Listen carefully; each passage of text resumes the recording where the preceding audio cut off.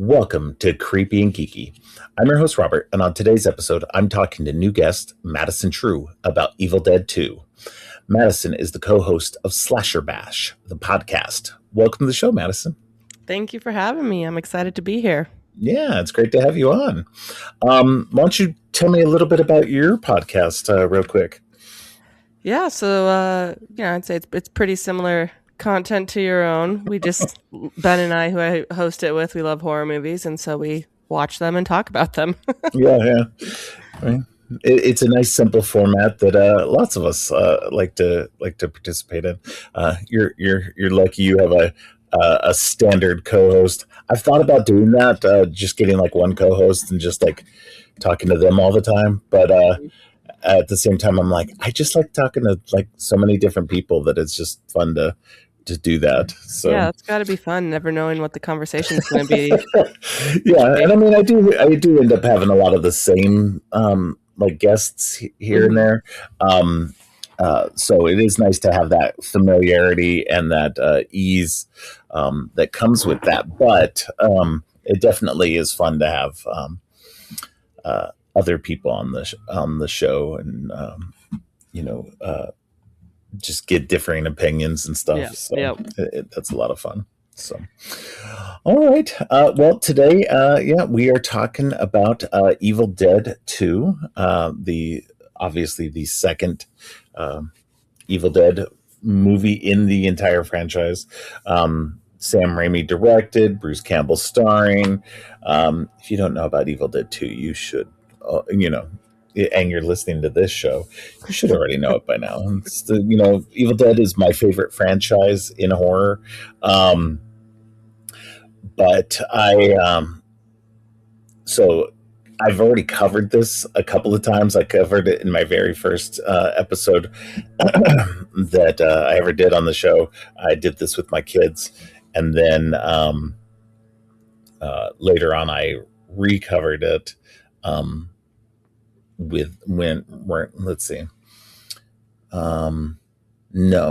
I covered it like a little while later, but I only covered like the first 4 movies. I still hadn't covered Evil Dead Rise yet, and so this one will cover Evil Dead Rise, and then also I'll be doing another episode on Evil Dead Burn at the end of it all. Yeah, I'm excited for that one. Yeah, me makes too. It look pretty creepy.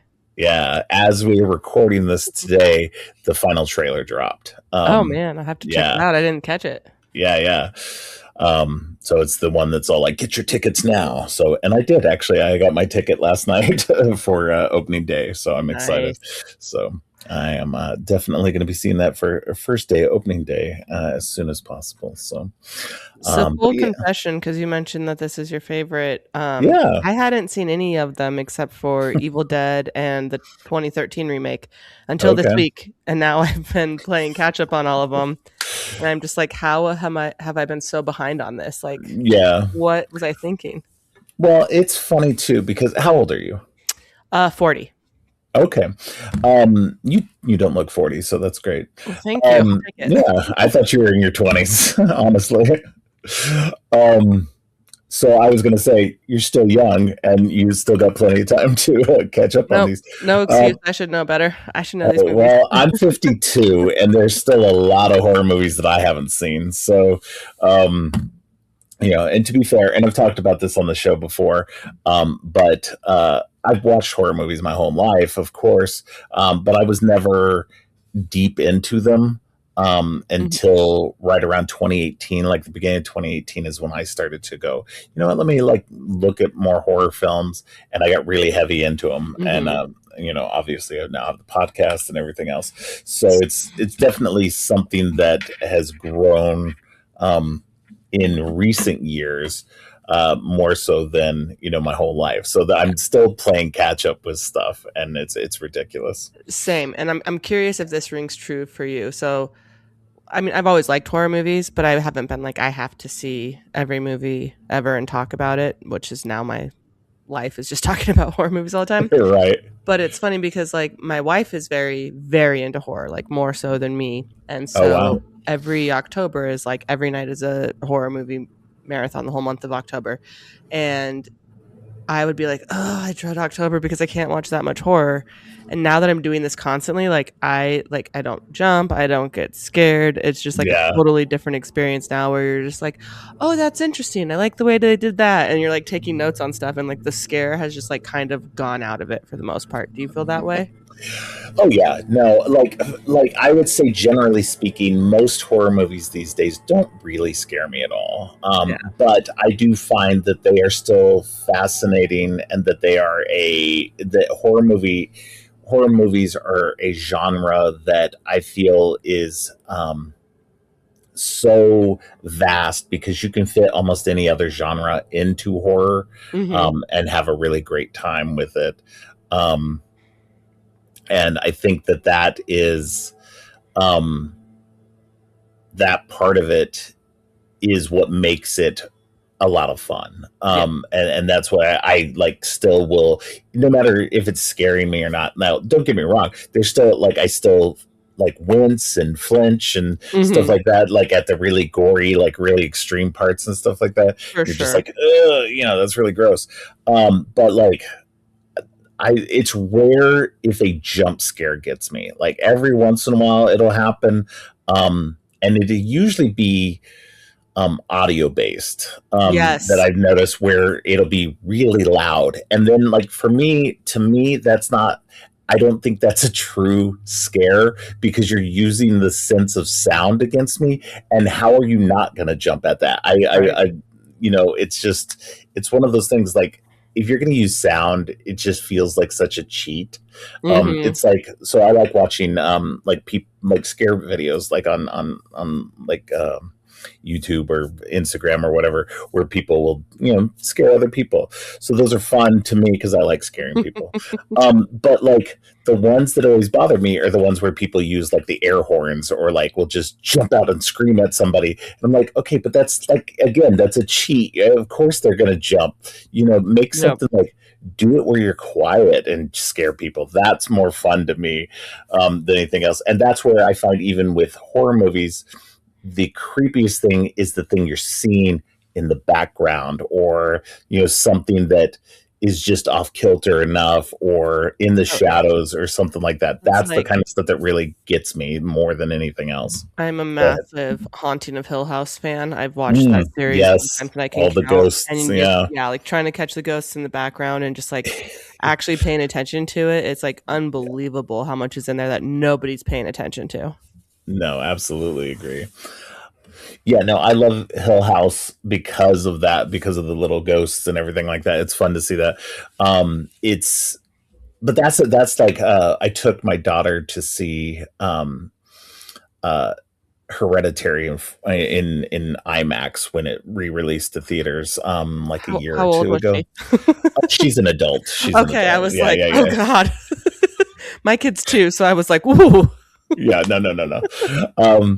But I mean, I've told this story on the show before, but my daughter did see Seed of Chucky at the age of 3 and loved it. So she was exposed to horror early on. And that's like I said, I've been watching horror movies my whole life. It just, once 2018 came around, I really got into it. But yeah, I think that, speaking of Hereditary, going back to Hereditary, so she hadn't. I was always surprised that she hadn't seen it yet. So we watched it at the theater. She went with me to go see it at the theater, and so when the stuff starts happening in the background, especially with the mom up on the ceiling and everything, yeah.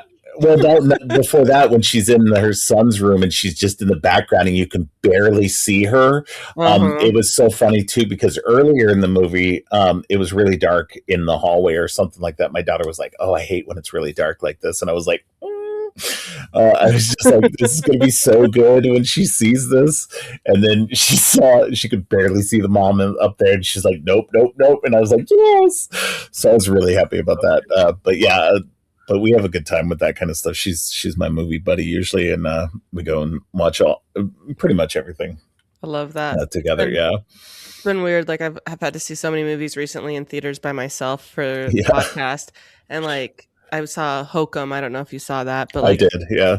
Like that one scare where it's like he's looking down and you know that it's coming and you're just like, do I see her? Do I not see her? And you know she's there, you know it, and then she still jumps. But I had to laugh in that one because that was the first one I saw solo, and I didn't really like jump, but I saw it at the Alamo Draft House. I don't know if they have those where you're at, but it's like, they have like full service food and everything. Yeah, I've heard of them. Right when it's really tense, the server came up behind me and was like, here's your sandwich. I was like, Jesus Christ! Like, scared the shit out of me. That's just poor service, man. You should know coming in on that. Yeah, that was the biggest jump scare of Hokum for me. That's pretty funny. I liked Hokum. I know there's a lot of people who didn't really dig it, but I liked Hokum. I thought that it was well done, but I was just like, I felt like there were 3 different plot lines that didn't actually come together. It was just a weird coincidence. They all took place at the same hotel, and I was like, but they're not related. They just are all happening. I thought, it's so funny too, because I watched the director's other 2 movies that he'd made before that. And I thought they were okay, but I really thought Hokum was like really good, and like a really good, like, I don't know. I could see the themes he was bringing to each one of his movies, and I was just like, okay, this one's actually like, Hokum was like actually where it all gelled for me. So it's always surprising whenever I hear other people going, yeah, this wasn't as good. I'm like, what are you talking about, man? I really like this one. But I have weird tastes. So I mean, the little things for me were like, right now it's like driving me crazy how it's like you have to be like so on the nose for people who are on their phones not paying attention. So when he sets the 2 canisters of the ashes down, and it's like, Mom, Dad, and it's like, we get it, you don't need to have them labeled Mom and Dad. Like, little things like that drive me insane. I feel like the movies don't do that. Like, the movies at the theater don't do that as much. Like, definitely stuff on streaming, stuff that's made for streaming. That's made completely for the non-paying attention people. Let's state the plot 5 times. Yeah, and to be fair, as somebody who watches things at home, I am on my phone a little too much whenever I'm watching things at home. And so there are things that I miss, or I have to rewind or whatever, but that's what I do. I just rewind it and just look at it then. So that's the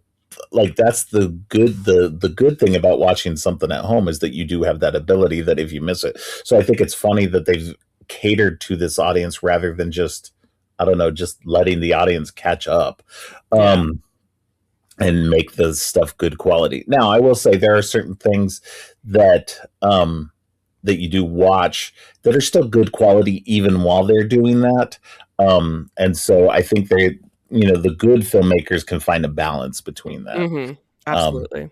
But I do, whenever I go to the theater, though, I put my phone down. Like, my phone is like away, and I'm focused on the movie. I just went to go see the new Supergirl movie last night. Oh, was it good? I liked it. Right. I know there's a lot of people online who are hating it, but I really enjoyed it. So it looks like it reminds me of Guardians. Like, it seems nostalgic. It has kind of a Guardians feel, but it's its own thing too. So it's like, I think that's something. Don't go into it thinking it's going to be like Guardians, but it does have that kind of feel to it too. It's not as funny. There are humorous moments and stuff like that, but it's definitely not as like like very comedic as any of the Guardians movies were. So. Okay. I'm psyched to see it. I can't wait. Yeah, I thought it was great. So a lot of people online don't think so, but I thought it was fun. So, and that's all that matters. Is did I enjoy it? Then that's all that matters. Amen. So, but yeah, let's get back to Evil Dead 2. Yes. So this is funny too, because I didn't see this when it came out. Even though I was definitely of age to have seen it. I was 13 when it came out. The first Evil Dead movie I ever saw, and it was in the theater, I got to see Army of Darkness. And that's been my favorite one ever since, just because I don't know, it just hits me in all the right buttons. So, but I later on, because I didn't even know that Army of Darkness was part of the Evil Dead franchise. And so later on, I was like, oh, okay, there's other movies in this franchise. Let me check them out. So, so eventually I did see it, and I loved it. I love both the original, and I've now seen the original Evil Dead twice in theaters, once for its 40th anniversary and once for its 45th anniversary. Yeah. And the 45th anniversary was this year, so it was just a couple of months ago. Well, it's like I was talking about these movies because I make my wife watch everything with me, and and we were like, okay, when our kids like 10, 12, somewhere around there, where they want to watch something scary, but like we're not ready to go full blown, we were like, these are perfect. These are like so fun. Like this is what I would totally introduce my kid to horror with. Yeah. Well, and it's so funny too, because I think that's it. Like back when these first came out, they were so over the top and so gory and everything like that, that you would not think that that you would show your 10-year-old kid this. But now the practical effects and everything like that have and it's so over the top silly at times that you could show this, and you could just because sensibilities have changed since the 80s. Yep. It's just such an easy movie to show to them. I wouldn't show them 2013 maybe at 10 years old. But the original trilogy would be great. Absolutely. No, I just can't believe, because I've had so much fun watching them all recently. I'm like, how were these not a part of my every Halloween movie marathon? These are such fun films that make people want to make films. You can see how inspiring it is for people who are like, yeah, who cares if it's ridiculous, or who cares if it's this or that? I just want to get with my buddies and go make a movie. Yeah. No, and I think that's what helps me in a lot of ways. There was a time where I was just kind of looking at direct to video type stuff is just really bad, really cheesy stuff that just was not worth my time. And I will say it's been mostly in recent years that I've come around on that, and have really embraced that kind of movie making, because I used to want to make movies when I was in my 20s. I actually went to school for a little bit. I just didn't have the time and the money to do anything. And this was back in the 90s. So, I mean, it took money. Nowadays, you can do most of what you want to do. If you really wanted to make a movie, sure, you would still need money and stuff like that. But you could get together with a few friends and use your phones and edit things easily through free or inexpensive hardware or software. Now you can actually make this stuff so easily, and then you just put it up on YouTube for anybody to watch, and that's what people do now. And I love that the technology's made it so that people can actually do this so much cheaper and easier than it used to be. Oh yeah. I mean, I couldn't believe that, I wasn't really into the Backrooms lore until the movie came out, and then I did the deep dive on YouTube and Kane Parsons and all of that. Yeah. And I could not believe he made the original in Blender. Yeah. And then I was at work the other day and they were giving a tutorial on Blender, and I was like, hey, fun fact, Kane Parsons, blah, blah, blah. And everybody's like, what? No one knows what you're talking about. And I was like, wow, okay. You guys need to watch scary movies. Right. It's always so funny how many people still don't watch horror movies or don't know much about horror movies. And you're just always because we get into our own kind of insular horror world, and we follow people. And so you feel like it's this whole world that everybody knows horror movies and stuff. Yeah. And then you get you run across somebody that knows nothing. You're just like, wait, how do you know nothing about horror movies? Shouldn't you know a little bit of something at least? Right. And most people only know the very basic stuff too. They know the Scream movies and stuff. So, I mean, I am a Scream girly. That's why we started our podcast. I do like Scream. I didn't love the new one, but the rest of the series has been pretty fantastic. Yeah, so. Fair. But yeah, no, I think that's going to what you're saying with the Kane Parsons thing. I totally agree with you. I did the same thing. I always kind of liked the idea of the Backrooms, but I had never watched any of his YouTube stuff before. And then before the movie came out, I deep dived into all of it and watched the whole thing, and was just like, okay, I'm set and I'm prepared, and which was great because the movie follows everything else that had happened, so it's part of that whole mythology. So I was like, all right, I'm set. And I love the movie. It was fantastic. Oh, I loved it too. I feel like there were too many mixed reviews on that, and I was like, what? Are you guys crazy? This movie, like, that and Obsession, man, they blew me away. And I actually think I maybe liked Backrooms a little bit more than Obsession, and everybody thinks I'm insane for saying that. I don't think you're insane for saying that. I think, it's definitely individual taste. I liked Obsession more than Backrooms, but only just barely. I think that they're both kind of like, because they're both made by young filmmakers. I love that they both had big, huge hits with all of this too. So, and it's so funny to be doing like the Evil Dead when these two films are coming out and doing so well, because it's like, this is what happens when like young creative kids just get a little bit of money together and they go do something themselves, and like they're mega hits. And like Evil Dead has been around for like 40 years now, and people like, they're cherished films. Like, it's so inspiring to see this like resurgence of young creative kids who are just like, I don't need a studio behind me, I'm just gonna go make this for the love of it. And it's very similar to Sam Raimi making Evil Dead. Like, I just love that like through line right now of the timing of covering this while watching those films come out. Yeah, no, I agree. And that's what's great about what's going on with the Evil Dead franchise right now, is just that they are doing this where instead of Sam Raimi continuing to do it, he's like, well, I'm going to tag in these young up and coming filmmakers and let them have a chance to do something in this world and make a name for themselves in a bigger way than maybe they've done so far. And so I really like that he's doing this. But again, this is something I brought up in other episodes, is that what I would really like is both for him and for the studios that are greenlighting these movies and everything like that to, I don't know, take a look at women filmmakers and let them have a chance as well. Because there's a lot of women voices out there who are doing good work that would be fantastic in the Evil Dead universe or just in horror in general. So I do feel like there's not a lot. I mean, obviously we know there's like a gap between men and women in film, but in horror especially, I feel like there are not a lot of female voices in horror at all.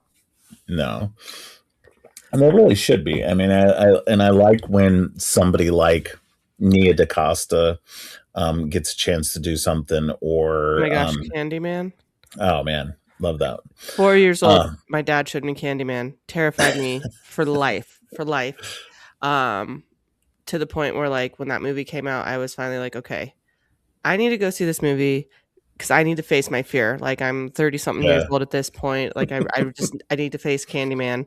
And then I went and saw that movie and I was like, oh my gosh, white people are the worst. Get him, Candyman. Yes. As a fellow white person, I fully agree with you on that. Oh my gosh. Yeah. No, I love the new Candyman. I did actually, it's so funny too, because I saw a review of the Candyman franchise recently. And they really kind of tore into the new Candyman, and for various reasons. It just, for some reason, some people just are not liking it and don't think that it's saying what it needs to be said. But I felt like it like really kind of helped. Because I've always thought the first movie was okay, but I never really like appreciated it until the new one came out, and the new one kind of helped. I don't know, really helped with that first one. Kind of like they go together hand in hand for me. It's like I can't watch the first one without watching the second one, and either or. Like I feel like they're two sides of the same coin in a lot of ways, or they help each other I don't even know what I'm trying to say. For anybody who's been around long enough, I did do an episode on these before. Story. Yeah, yeah, definitely. So anyway, let's we keep veering off of Evil Dead. I know you can tell we're horror fans. We're like, yeah, and everybody knows. Anybody who's listened to my show knows that I go off on wild tangents anyway. So, but yeah, I think with Evil Dead 2, I think it speaking specifically about this, when watching this after you watch number 1, I think it's fun because it's, yes, it's a remake and a sequel. Yeah. What do you think about that? Like that 10-minute remake with 50% of the characters gone? Like, are you one of the people who, like, Ben argues that the real way to watch it is to watch the first one, skip that 10 minutes of like the remake of it, and then go straight into where Ash is like now alone fighting? Do you do that, or are you like, you just gotta watch it both? I watched the whole thing just as it's made, because like for me it's yeah, sure, it's a remake in that part and everything like that, but I don't know, I still find that fun and interesting because it's been updated with better effects and and a tighter story. So I like that in each one of these movies in this original trilogy, he has to tell the opening story again, because and the woman is recast every time. Every time, it's the car is the same. The woman can be recast, but keep the same car. Yeah, and Ash is the same throughout each one too. So you're just like, I don't know, there's 3 different Lindas. It's all right. I was dying in Army of Darkness when I realized it was Bridget Fonda, and I was like, shut up. What? And then she wasn't even in it, and I was like, what? I was all psyched for that. Yeah. No, it's funny. I know. I like that. I like this version of it, and I watch it. I mean, the movie's only an hour and 24 minutes. If you take out 10 minutes, there's not much of the movie left. I mean, true. Although there is a ton of movie left. I mean, this movie is so it's so funny too, because like they get rid of like half the cast in the beginning part, but they make up for it by like bringing 4 new people into the cabin in this movie. So it's just, I don't know.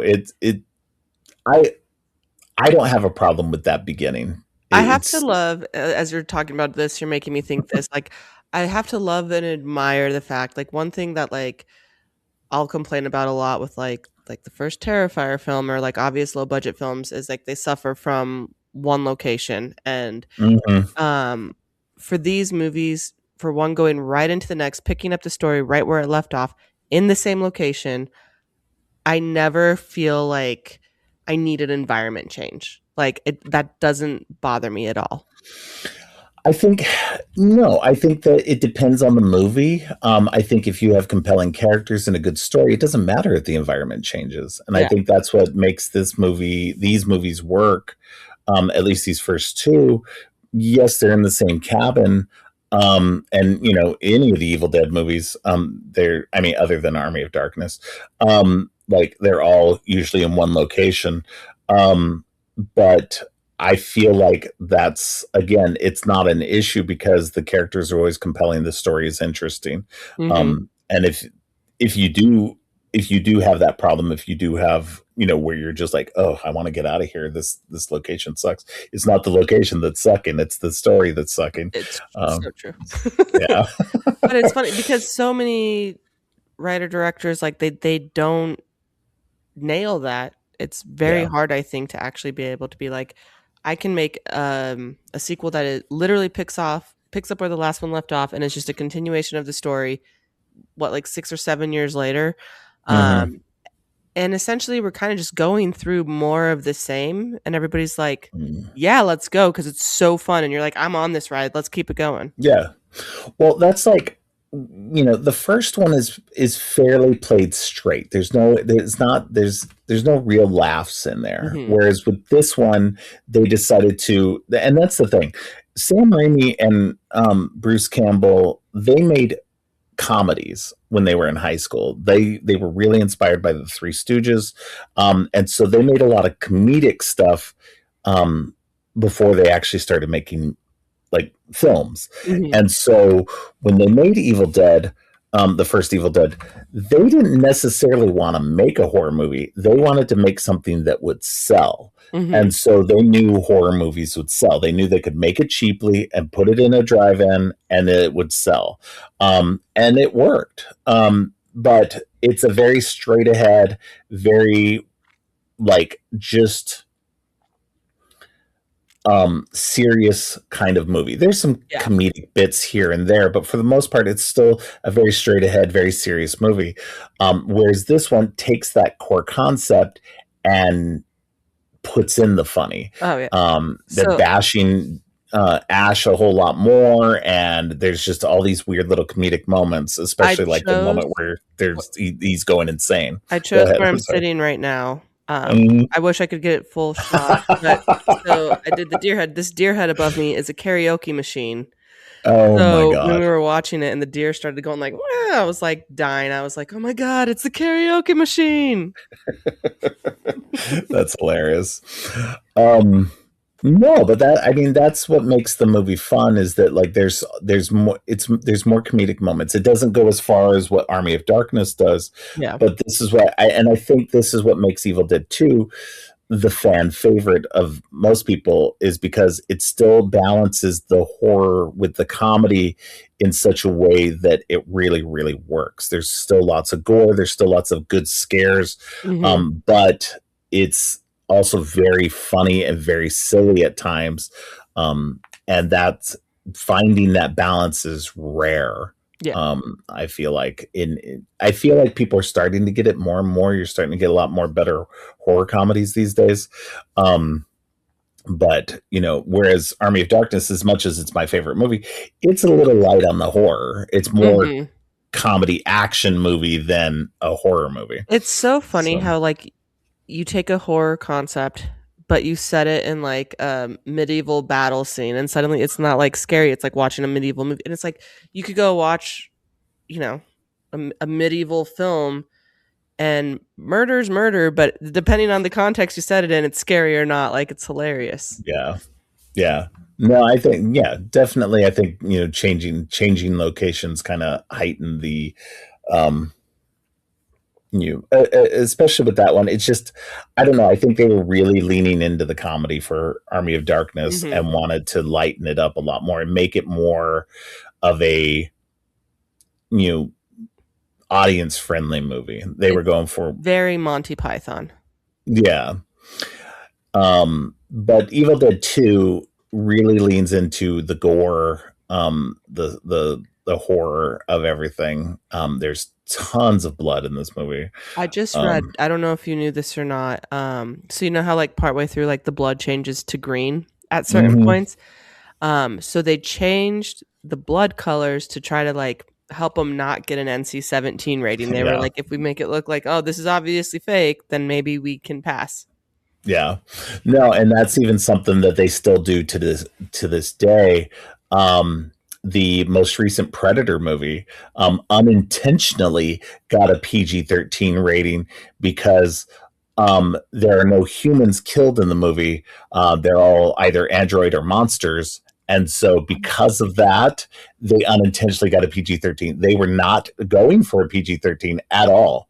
But that's what ended up happening because there was no real human blood. That is crazy. I did not know that. That's so funny. It's like, yeah, you can absolutely slaughter as long as it's not people. We'll make it PG-13.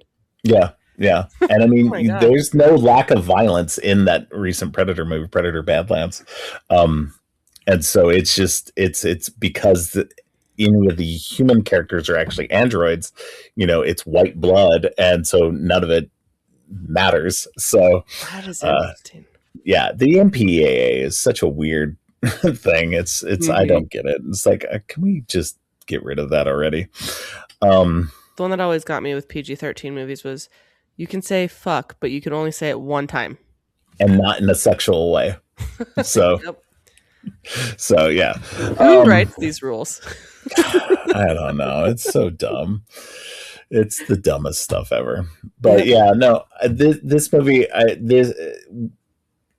think it's funny too because once you get like the new cast members, you get the daughter. I can't remember her name now. The archaeologist. Yeah, the Nobi's daughter. Yeah.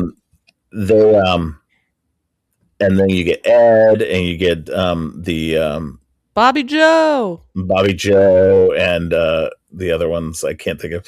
But once you get them, like, I don't know. I don't really love the other characters, and that's always been like, it's always kind of a sticking point for me. Like whenever I'm watching the movie, I'm just like, okay. Like I've got no Annie Nobi, Annie, Jake, Bobby Joe, and Ed.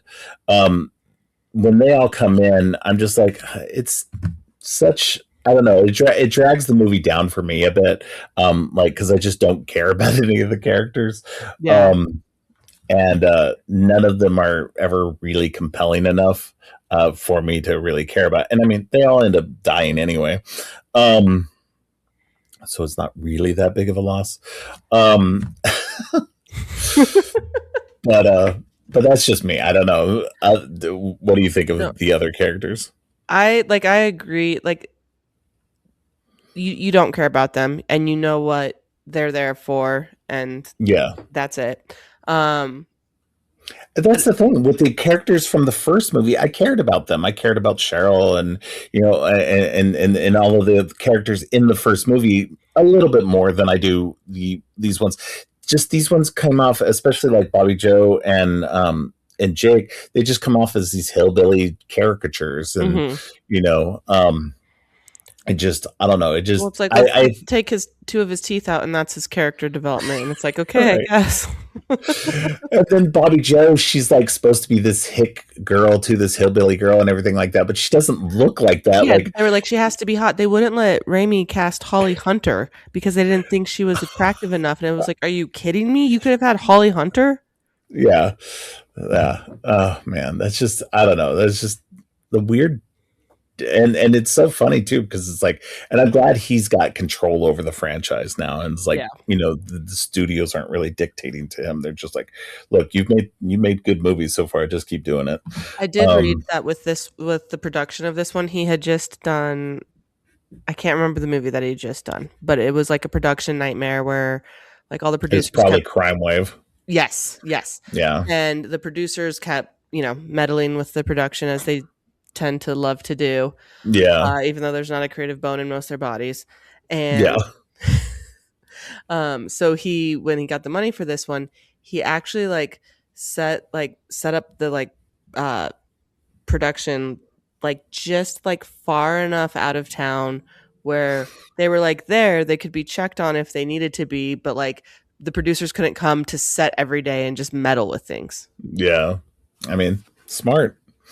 I mean, it obviously worked. This did do, not super well, but it did well enough. I think it's funny too because this movie got made because Stephen King really enjoyed the first one so much that he convinced Dino De Laurentiis to finance it and to do all that. So what's funny? That's awesome. But also, at that point, Stephen King was already a well-established Stephen King. Why didn't he finance it? Probably because he was super high on cocaine. I need this money. Yeah. And it's funny too, because as far as I know, and I didn't see it in the credits, and maybe I'm wrong, but he gets no credit in the credits for anything. You would think that he would become some kind of de facto producer. Things. Yeah, like a special producer on it or something like that. But yeah, so according to IMDb, it says Stephen King was such a huge fan of The Evil Dead that he called up producer Dino De Laurentiis, who was producing King's Maximum Overdrive at the time, to have his production company finance Evil Dead 2. Although De Laurentiis was initially skeptical, he agreed when he learned that The Evil Dead had been hugely successful in Italy. Although the makers had hoped for a $4 million budget, they got $3.6 million, which was still over 10 times the budget of the first film. So, I always find these budget things interesting because this one has significantly more money. Mm-hmm. But I don't feel like there was anything that I see in the Evil Dead 2 that looks like it costs more than the first one. I wouldn't think so either. Yeah. I think it's one of those things where you get actual actors, and you get, rather than just a group of friends coming together. Sure. And not to say that the people in the first movie weren't actual actors, because they did get actual actors, but like, they were getting people who'd worked before. And it says right here too, so the production was 3.6 million, and it grossed worldwide. It only grossed almost 6 million. So it didn't do So it wasn't a lot. Which is crazy because it's like, I feel that and Army of Darkness now are like, everybody loves those movies. I think what happened is because the 80s, we had the video, the rise in video. And so with that, I think that's where they lived their second life and gained their cult following. Definitely with the original Evil Dead, and then later with Evil Dead 2. Just that video market really upped it for them and made them not only more popular, but probably made a lot of the money back in video rentals and sales and stuff. So I know that just as a collector of the movies myself, that they've, like, Evil Dead is one of those franchises that has put out so many different versions on tape and on DVD, and especially on DVD. There were so many multiple different versions of each one of the movies, with different special features and everything else. Have you bought all of them? It's just crazy. No, thankfully not. I I had bought a few of them, but pretty much every time there's an upgrade, I've gotten the upgrade, so I have everything in 4K now. So I don't generally, and I have a signed copy. Ooh. So I have this Book of the Dead version of Evil Dead 1, that is signed by Bruce Campbell. So that is awesome. Because he came to town back when I lived in Albuquerque.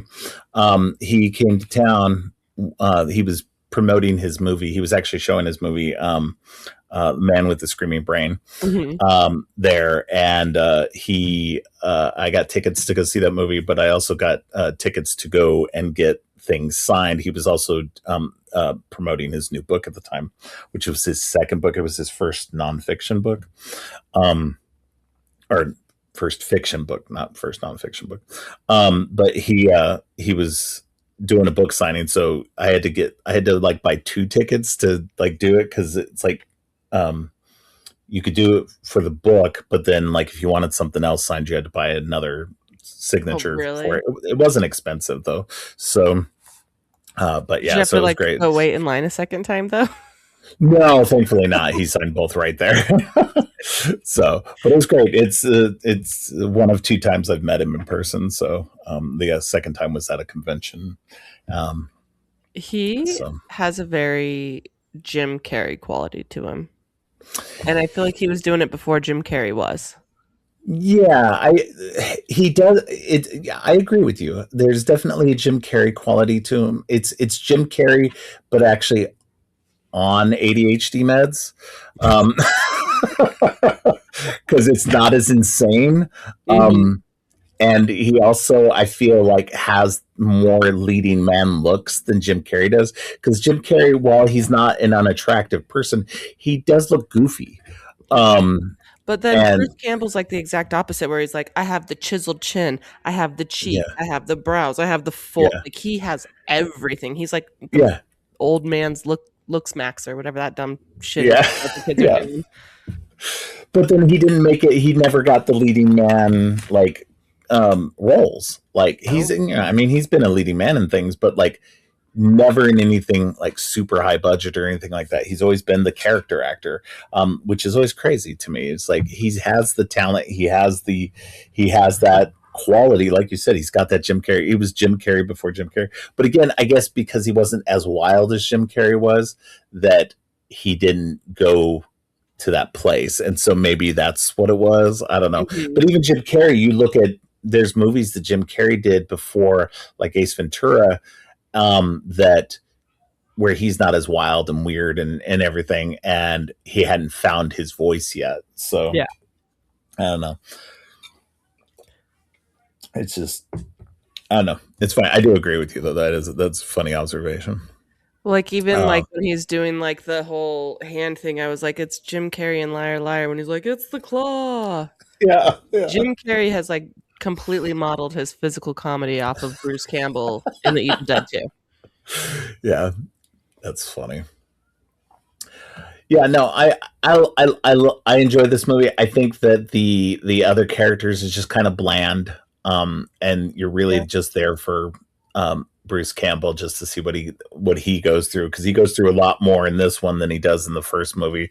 Like in the first movie, he's going through a lot, but it's definitely not like he's going through it with the other people. And in this one, he goes through the bulk of what he goes through without the other people there. Yeah. And then when they come in, he's kind of like a different character. Like he feels like in the first one, he is more of a victim of the situation and just doesn't have a choice but to fight at the end. Where when you get this one, he immediately, like, he's playing the piano and he's all debonair and whatever, and he's like, just like comes in like really like powerhouse right off the bat. Like, I'm a badass leading man, which is hilarious. It's not what I got from the first one.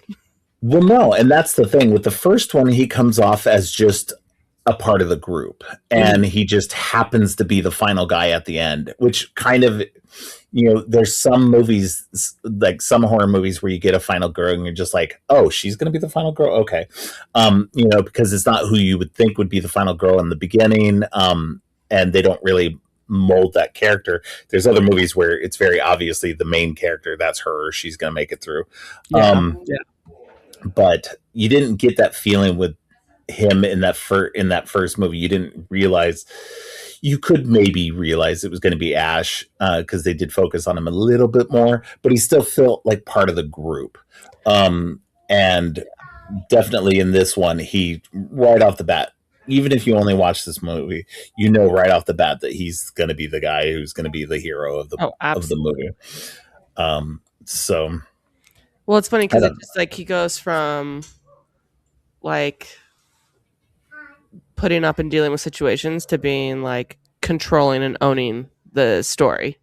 Yeah, no, absolutely. Yeah, it's definitely, he switches from like regular to hero Ash pretty quickly between the two movies. And then it continues throughout the rest of the series. But I love that he is still this complicated, kind of an asshole. Like, God. You don't get it as much in this movie as much as you start getting in Army of Darkness onward. That whole, I was dying at the, like, he's like shoving her away and then pulling her back and give me some sugar, baby. I was like, oh my God. Yeah.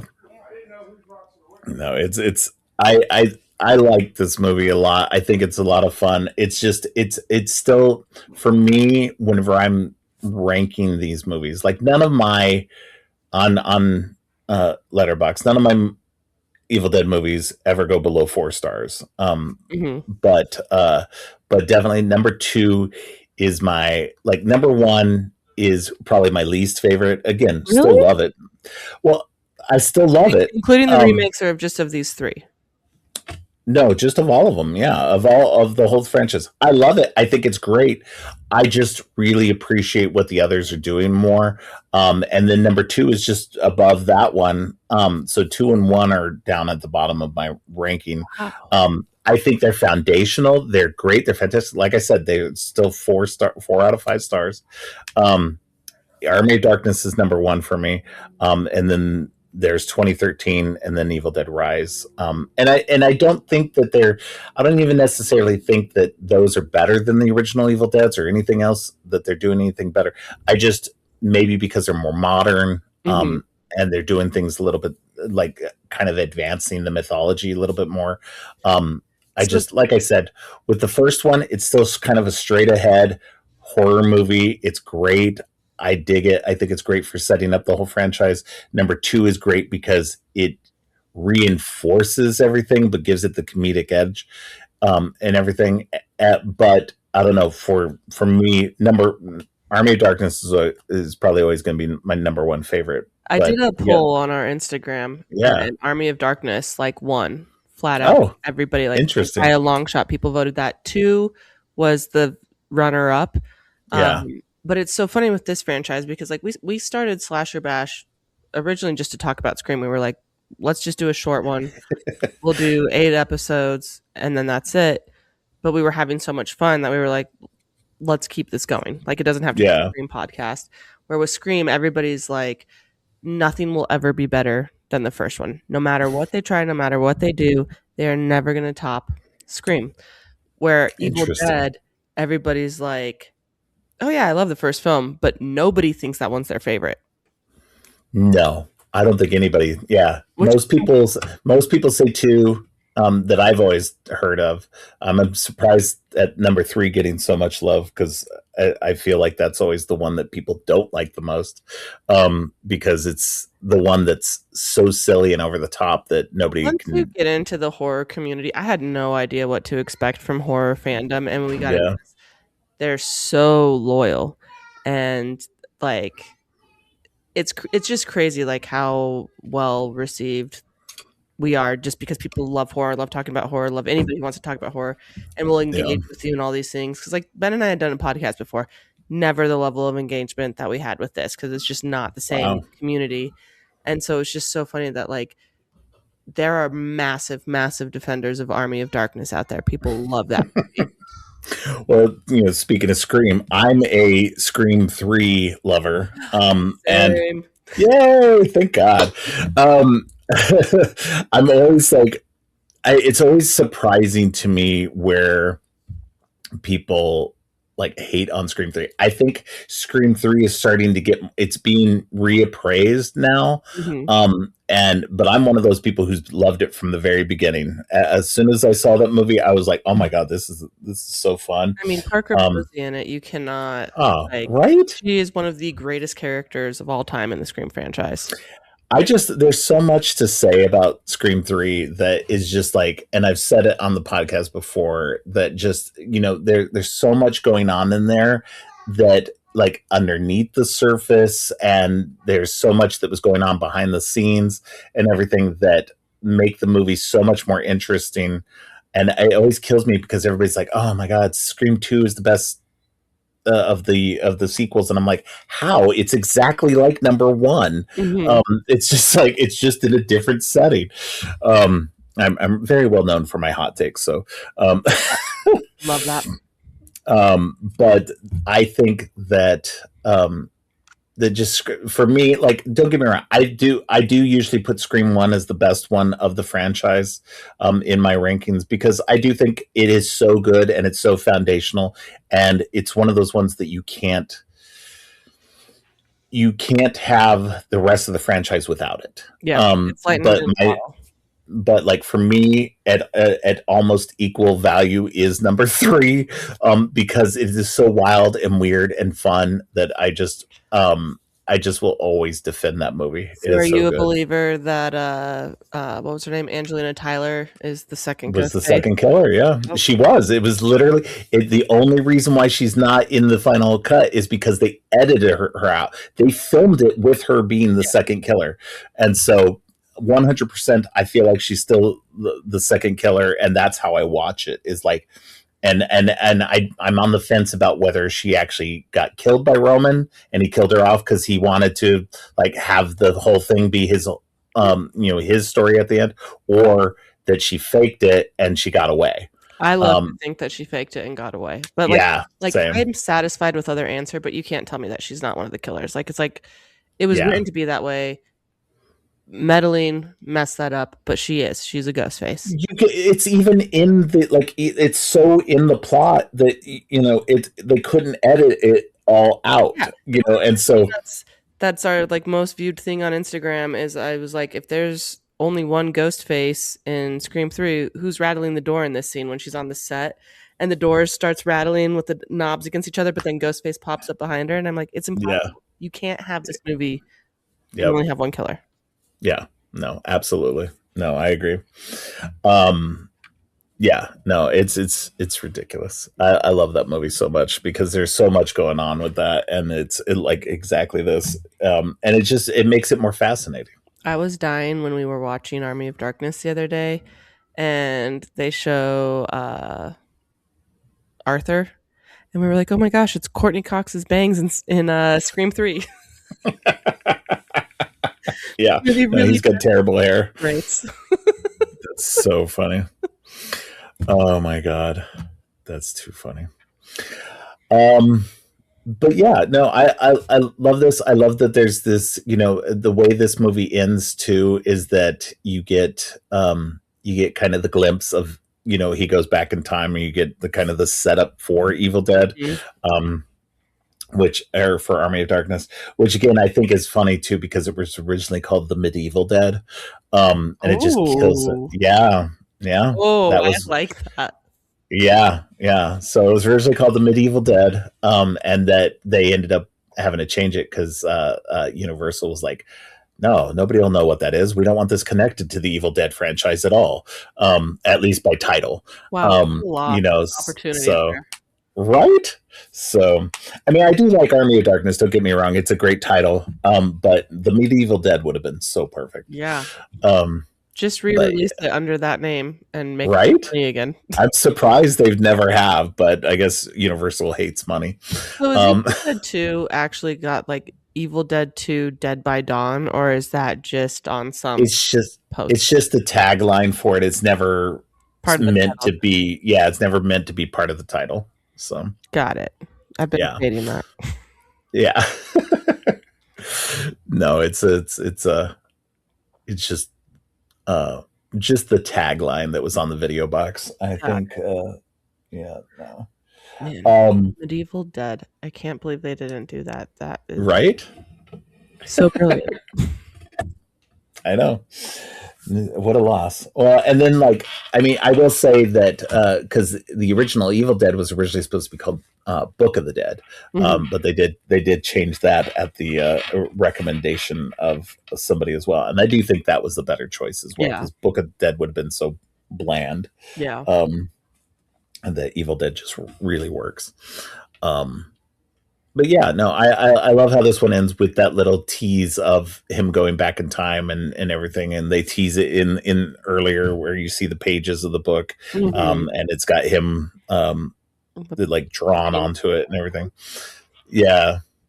So it's just, there's a lot of, I love that they set up Army of Darkness in this movie in such a great way, even though that by the time Army of Darkness finally gets made, that they have to redo the beginning of this as well so that it doesn't match up with it either. I know, so, it's so funny. It's ridiculous that each time they've had to make these movies, at least the original trilogy, each time they had to change it up and redo things, and it's just very silly. So I actually haven't seen Rise yet, so that is happening this week, and I'm pretty excited to watch and see. I like where they take the story as they modernize it and make it scarier. Yeah, I remember seeing the trailer and being like, "Nope, not seeing that one." So I have Evil Dead 2 is the only one I have not yet been able to see in the theater. I'm hoping that next year, because it'll be its 35th anniversary? No. They might do a special release in theaters. 45th anniversary. No, it can't be the 45th because it must be the 40th anniversary. Sorry.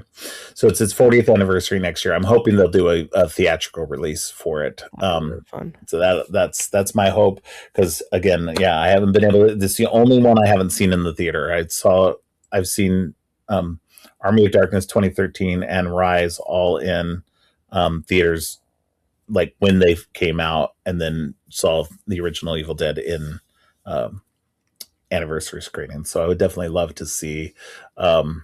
Be so fun. Yeah. So fun. It'd just be a lot of fun to finally see it on the big screen and everything. This movie is literally just great because it's fun. It's creepy, it's hilarious, it's ridiculous. It's all of it's too much in the best way. Yeah. No, I agree. I think it's so good doing what it's doing. And advancing the whole narrative, but also kind of updating everything, the look and the feel of the whole franchise. It's just, there's so much fun and good in this movie that is just, I don't know. It's fantastic. I really enjoy it. Yeah, it's a good one. I really truly can't believe I went this long in my life without diving into these films. Well, I hope you will enjoy Rise and Burn when it comes out. Yes, you'll have to message me and let me know what you think of Burn. Yeah, definitely.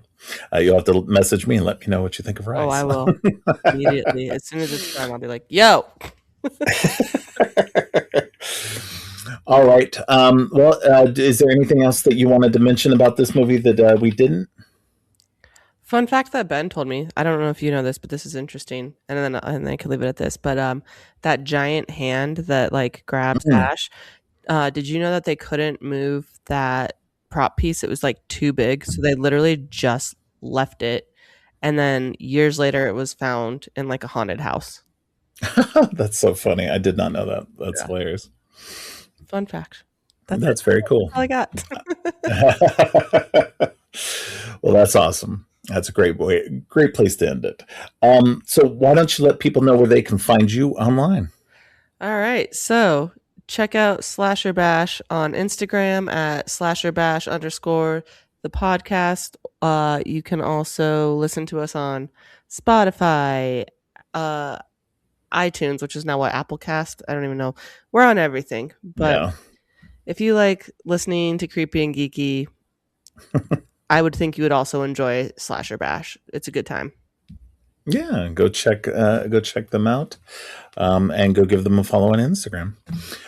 Thank you very much for being on the show, Madisen. I very much appreciate it. Thank you so much for having me. This was really, really fun. Yeah, no, great. Hopefully we can get you back on again. And if you guys are ever looking for a guest for Slasher Bash, I would love to come on. Absolutely. We would love to have you on. All right. Well, thank you. And we will talk to you soon. All right. Thanks for listening. Creepy and Geeky is produced and hosted by Robert Clark. If you like what you've heard, please consider giving the show 5 stars and a review on Apple Podcasts and Spotify. And share the podcast on social media to help spread the word. Make sure to subscribe on your favorite podcast app or at creepyandgeeky.com.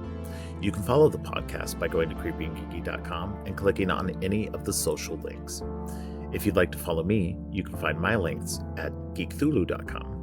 You can support the podcast by ordering teas and more on Teepublic or by donating to the coffee page. All of the links are in the show notes. Finally, don't forget, stay creepy.